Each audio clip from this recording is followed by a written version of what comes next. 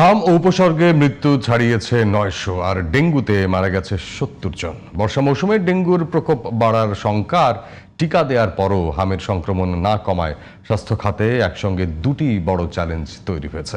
পরিস্থিতি বিবেচনায় দুটি রোগ নিয়ন্ত্রণে বিশেষ সতর্কতা জারি করেছে স্বাস্থ্য বিভাগ। আব্দুল্লাহ খান মুন্নার রিপোর্ট।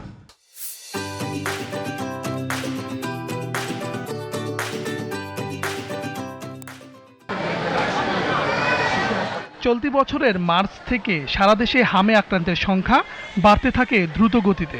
গত ৫ মাসে এখন পর্যন্ত হামে মারা গেছে ৯০৮ জন।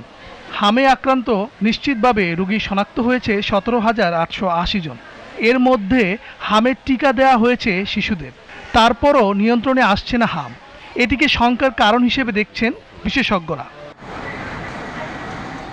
অন্যদিকে বেশ কয়েক বছর ধরে দেশে ডেঙ্গুর প্রকোপ বাড়ছে অনেকটা গুরুতর ধারায়। বর্ষাকাল তার পরবর্তী সময়কে ধরা হয় সংক্রমণের পিক টাইম হিসেবে।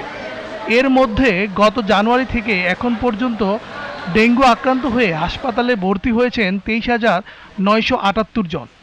এখনই সচেতন না হলে আর মশা নিয়ন্ত্রণ করতে না পারলে পরিস্থিতি আরও খারাপ হতে পারে বলে আশঙ্কা বিশেষজ্ঞদের। ডেঙ্গু মশাতে কীভাবে পরিত্রাণ পাওয়া যায়, বংশবিস্তার কীভাবে রোধ করা যায় সেটা কিন্তু জানার পরে মানি না আমরা। ডেঙ্গুতে আক্রান্ত হলে ঝুঁকিটা অনেক বেশি ঝুঁকিতে, বাচ্চাদের, বয়স্কদের অথবা যারা হবে যে গর্ভবতী মা তাদের ক্ষেত্রে। তো অবশ্যই অবহেলা করা যাবে না, সচেতন হতে হবে, দায়িত্ব নিয়ে কাজ করতে হবে, নাগরিক সবাই মিলে একসাথে কাজ করতে হবে।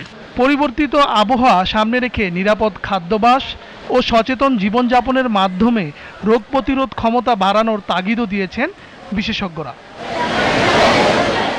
আব্দুল্লাহ খান মুন্না, জিটিভি নিউজ, ঢাকা।